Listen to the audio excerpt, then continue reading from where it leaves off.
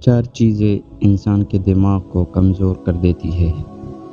پہلی چیز، زیادہ فکر کرنا، یعنی ایسی باتوں پر بار بار سوچنا جو آپ کے اختیار میں نہیں ہوتے۔ یہ عادت انسان کے ذہن کو تھکا دیتی ہے اور سکون کو چھین لیتی ہے۔ دوسری چیز، غم اور پریشانی۔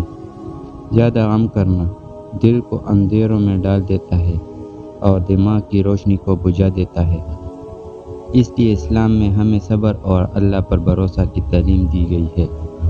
تیسری چیز، فاقہ اور بھوک۔ جب انسان مسلسل بھوکا رہتا ہے تو اس کا دماغ کمزور پڑتا جاتا ہے اور سوچنے سمجھنے کی صلاحیت متاثر ہوتی ہے۔ اس لیے اسلام نے ہمیں اعتدال اور میانہ روی کی تعلیم دی ہے۔ چوتھی چیز، زیادہ گناہ کرنا۔ گناہ دل پر بوجھ ڈال لیتا ہے اور دل جب سیاہ ہو جائے تو عقل اور دماغ بھی صحیح کام نہیں کرتا۔ توبہ اور استغفار دل و دماغ دونوں کو روشنی بخشتے ہیں۔